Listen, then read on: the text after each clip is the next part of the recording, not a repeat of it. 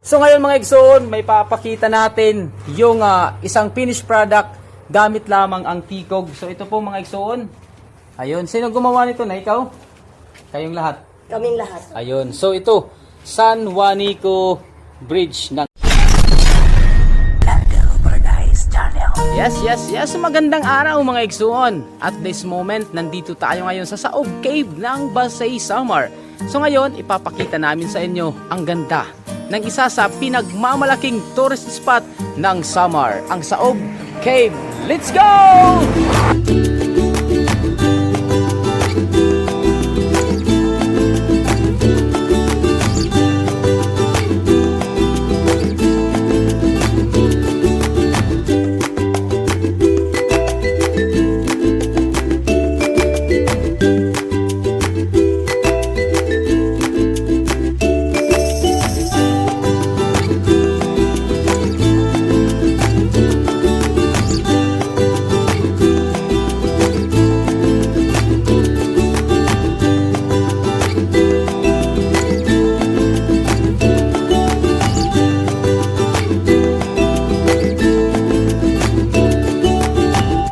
Yes. So nandito na po tayo ngayon sa loob ng Saob Cave. Mapapansin nyo po, ito po yung isang makinalya na ginagamit upang ma-flat daw yung mga Tikog.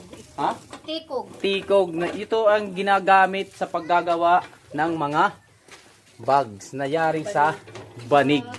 Isa sa pinagmamalaking produkto ng Basay Samar ang paggawa ng mga bags, mga wallets, at iba pang mga kayang magawa gamit lamang ang tikog o mas kilala sa banig. Alright!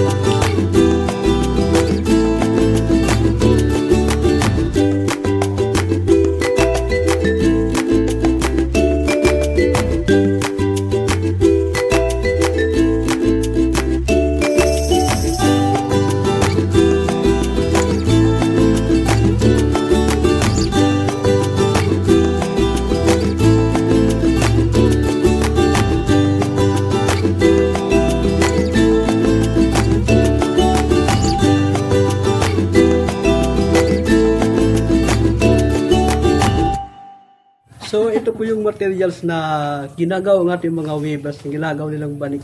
So makikita po natin yung damo is tinawag po namin dito is tikog. So ito po yung tikog is daday pa yan, binibilad sa araw. Para tatlong araw nagiging kulay puti, nagiging white. So mapapasin po natin doon yung ginagawang nanay natin. So ito po yung ginagawa. Yung nag-iiba po ng kulay, yan po nagiging puti pag binibilad sa araw. So, malaki pa ang proseso pa ito. Tinatanggal pa nila yung pinakabulaklak. So, meron pa dito sa dulo. Tinatanggal pa po nila yung pinakabuntot nila dito. So, papakulay naman bago tayo papakulay ng banig nila, papakulo muna tayo ng tubig sa kaldiyan. Pag kumukulo na yan, is lalagay ng kulay, ang tawag po sa amin tinak. Tapos lalagay ng materials na tikog. Pagkatapos yan nalagyan ng material sa tingin, babanlaw pa yan sa tubig. Pagkatapos sa ibanlaw, binibilat pa yan doon sa greenhouse. Meron po kami materials doon sa sundot dryer.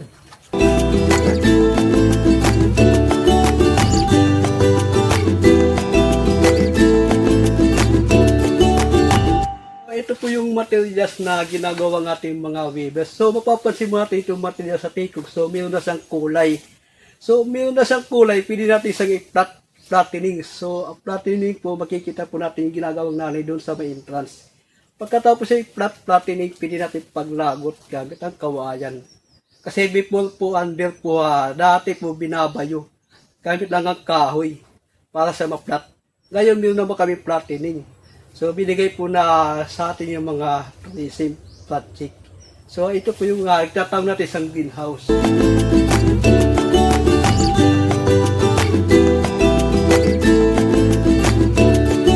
Okay mga Igsoon, nandito tayo ngayon sa loob ng anong tawag dito? Sundot dryer. Sundot dryer na kung saan talagang napakainit dito sa loob. At saka mas prepare sa ganitong uri ng pagpapadry ng mga tikog kasi mas mabilis. mas mabilis matuyo yung mga tikog dito. So ito ay may kulay na talagang napakaganda ng kanilang mga ginagawa dito. So only in the summer, lalong-lalo na sa Basay, ang mga banig capital ng Samar. Dito po tayo sa Saob Cave. Alright!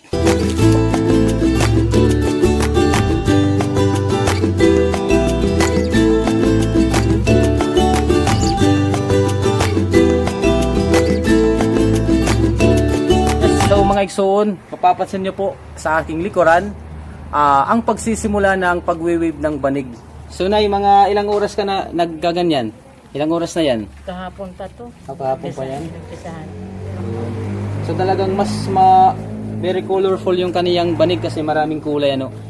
So ito po yung mga sitwasyon dito sa Saob Cave. Malamig kahit oras yan mga alas 11 na ng umaga, pero dito malamig. So yun po mga igsoon, yung kanilang asosasyon. Actually may asosasyon sila dito sa Saob Cave na kung saan sila ay nagtutulong-tulong upang mapaunlad yung kanilang kabuhayan and of course yung kultura at saka yung banig ng Basay Samar. So Nay, maraming salamat. Ayun, so ito yung kanyang ginagawang banig. So magpapansin po natin iba't ibang kulay, may white at saka black. So Nay, mga ilang araw mo po bago natatapos ang ganitong uri ng banig? Yung isang banig, yung family is 1 week. Pag single, may mga 5 araw. Yung family is 1,100 yung isa. Tsaka yung isa? Yung single is 900. Pag double, 1,000. So ganito paano kakuti kung dito sa amin, kung kabusisi yung paggawa ng banig dito.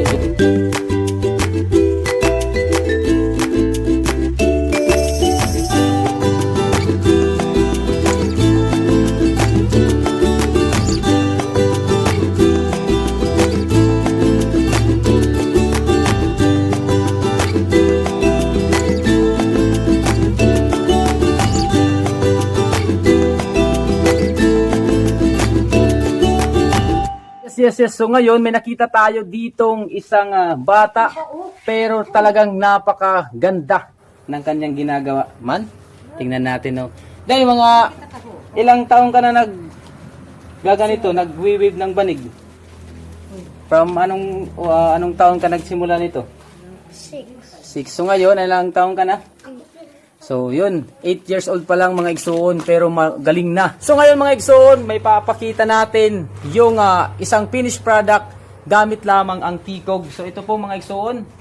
Ayun, sino gumawa nito na ikaw? Kayong lahat? Kaming lahat. Ayun, so ito, San Juanico Bridge ng Samar at saka Leyte. Ayun po mga igsoon, ito po ay yari lamang sa tikog. Banig po yun, pwede nyo pong gamitin pang design sa inyong mga bahay. Maganda yung isa. Ayun, man ito. Oh. Banig din to, banig oh. Iba't ibang kulay, very attractive yung kanyang color. At saka of course, napakatibay po nito mga igsoon kasi mano-mano po yung kanilang paggawa ng banig. Maraming salamat Nay, maraming salamat. Ayun, mga magkano yung ganito? 2,500. 2.5 man. So 2.5 lang mga igsoon, Ito, 1,500 dito. Oo. Ayun, mabibili na po yung San Juanico Bridge na banig. Pwede nyo pong i-display sa inyong mga bahay. And of course, iregalo na din po sa mga kaigsuunan ninyo na lalong-lalo na sa mga nature lovers and of course, sa lahat ng mga taga-Samar na hindi nakakapunta dito sa Basay, pwede nyo pong regaluhan ng mga banig, mga bags, and of course, mga souvenirs, yari lamang sa tikog ng Basay Samar. Alright!